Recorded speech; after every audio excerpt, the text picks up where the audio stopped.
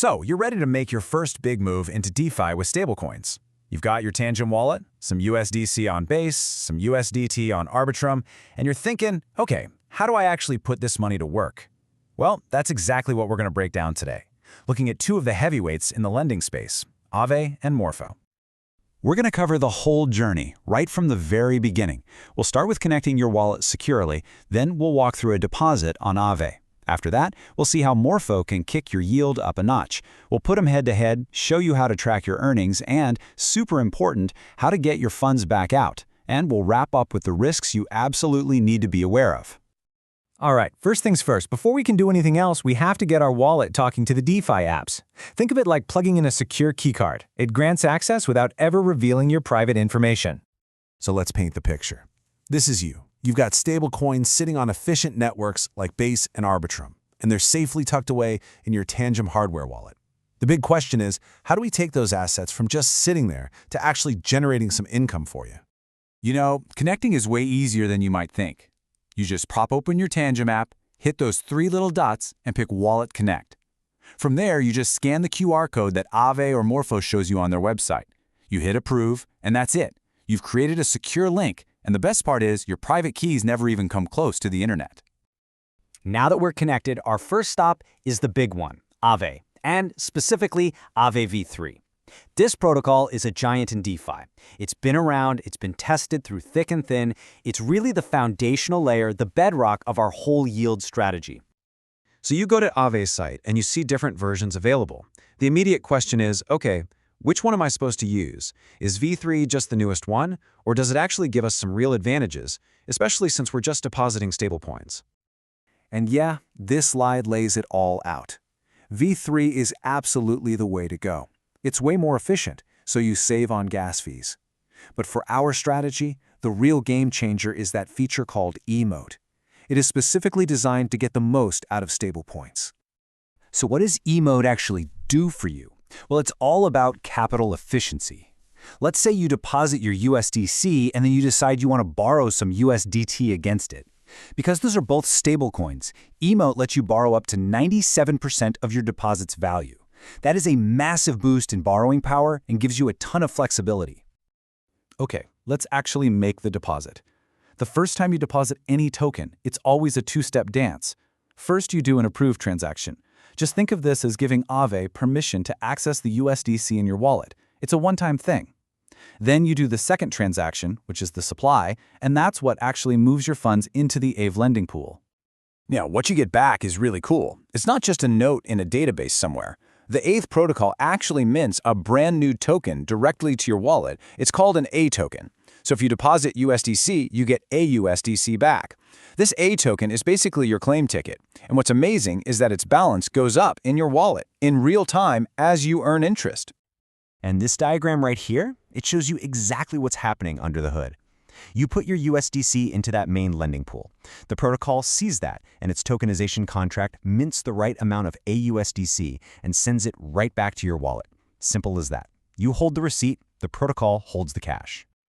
Okay, so we've got our base yield locked in on Aave. It's safe, it's steady. But what if we could squeeze out a little more? That's where Morpho enters the picture. It's not a replacement for Aave. Think of it more like an optimization layer, a turbocharger that bolts right on top. So just a quick refresher on how Aave works. Your deposit goes into this giant shared pool of money with everyone else's. The interest rate you get is determined by the total supply and demand in that whole pool. It's super robust, but it's a one-size-fits-all model. What Morpho does is pretty clever. It adds a peer-to-peer matching engine. So instead of your funds just going straight into the big pool, Morpho first tries to play matchmaker. It looks for a specific borrower who needs exactly what you're lending, creating a direct line between the two of you. And this is the magic of it all. When Morpho finds a direct match, that interest rate spread that Aave normally takes as a fee, it gets split between you and the borrower. You end up with a higher interest rate, and they get a lower borrowing rate. It's a win-win. And what if no match is found? No problem. Your funds just automatically fall back into the standard Aave pool, so you earn the base Aave yield. You never lose out. So now we get to the core decision. Do you stick with the tried and true Aave, the foundational layer, or do you use Morpho to try and juice those returns a little bit higher? Let's put them side by side and see how they stack up. And this comment from a user on Reddit really nails the core dilemma here. Aave has been through the ringer. It's battle-tested. There's a ton of trust built up over years. Newer protocols like Morpho are exciting and innovative, but they just haven't been through as many market cycles. This table really frames the decision perfectly. With Aave, you're getting that baseline market yield, and your risk is pretty much contained to Aave's own code. With Morpho, you have the potential for a better yield, but, and this is the big but, you are taking on an extra layer of smart contract risk.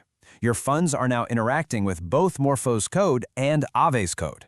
That inherently increases the potential attack surface. You're not just trusting one protocol, you're trusting two.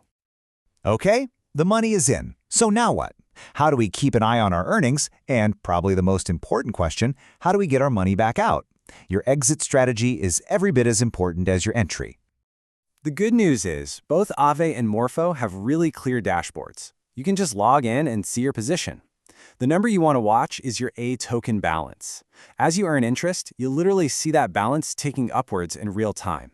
That increase is your original deposit plus all the yield you've earned. Withdrawing is basically just the deposit process in reverse. You go to your supplies, pick the asset, type in how much you want back, and sign a single transaction. That's it. The protocol burns your A tokens and sends your USDC or USDT straight back to your wallet. It's usually instant. The only time you might see a delay is in a really crazy market situation where almost 100% of an asset is being borrowed out, leaving no liquidity. It's very rare, but it is possible. We absolutely cannot talk about getting these kinds of yields without also talking about the risks. This is not a high-yield savings account at your local bank. Understanding what can go wrong is critical before you put a single dollar in. You got to understand that risk in DeFi is layered. The big one is smart contract risk. That's a bug or a hack in the code of Aave or with Morpho in both protocols. Then there's market risk, like the stablecoin you're using suddenly losing its one-to-one peg with the dollar. If you borrow, you add liquidation risk to the pile. And finally, there's governance risk, the chance that the people who vote on protocol changes make a bad call. So at the end of the day, it all boils down to your personal appetite for risk. Are you the type of person who wants the rock-solid, time-tested security of a blue-chip protocol like Aave? Or are you willing to take on that extra layer of smart contract risk for the chance at a higher return with Morpho? We've laid out the facts, but that final decision, that one's up to you.